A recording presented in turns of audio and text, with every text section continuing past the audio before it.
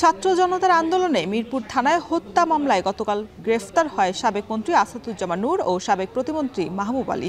তাদের আজ আদালতে তোলা হতে পারে। এ নিয়ে আরও বিষয়ে বিস্তারিত জানিয়েছেন সহকর্মী রাব্বি হোসেন। গতকাল মধ্যরাতে বেইলি রোড থেকে ঢাকা মহানগর গোয়েন্দা পুলিশের হাতে গ্রেফতার হয় সাবেক সংস্কৃতি মন্ত্রী আসাদুজ্জামান নূর ও বেসামরিক বিমান চলাচল ও পর্যটন মন্ত্রণালয়ের সাবেক প্রতিমন্ত্রী মাহবুব আলী।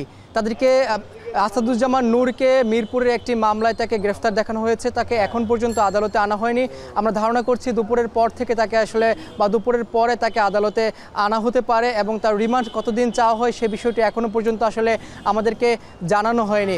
আসাদুজ্জামান নূর 1972 সালে তার মঞ্চনাটক দিয়ে তার অভিনয় যাত্রা শুরু হয়। এরপর তিনি টেলিভিশনে ধারাবাহিক অভিনয় করা শুরু করেন। 100-রও বেশি তিনি অভিনয় করেছেন বিভিন্ন চলচ্চিত্রে। এরপর তিনি রাজনীতিতে যুক্ত হন আওয়ামী লীগের সঙ্গে। তিনি 2001 সাল থেকে 2024 সাল পর্যন্ত নীলফামারী 2 আসন থেকে আওয়ামী লীগের মনোনয়নে নির্বাচিত হন।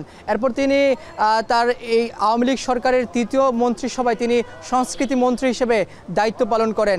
তাকে গতকালকে গ্রেফতার করা হয়েছে এবং দুপুরের পর তাকে আজকে আদালতে আনা হতে পারে। আমরা দেখছিলাম যে ছাত্র জনতার আন্দোলনে বিভিন্ন হত্যাকাণ্ডের, বিশেষ করে এই মিরপুরে হত্যাকাণ্ডের ঘটনায় তাকে আসামি করা হয়েছে। এখন পুলিশের পক্ষ থেকে আমাদেরকে স্পষ্ট করে বলা হয়নি তাকে আজকে কখন নাগাদ এখানে আনা হবে বা কতদিনের রিমান্ড চাওয়া হবে। তবে যেহেতু আজকে সরকারি ছুটির দিন সকালে যেহেতু তাকে আনা হয়নি, আমরা ধারণা করছি দুপুরের পর তাকে আনা হবে এবং আদালতে তোলা হবে।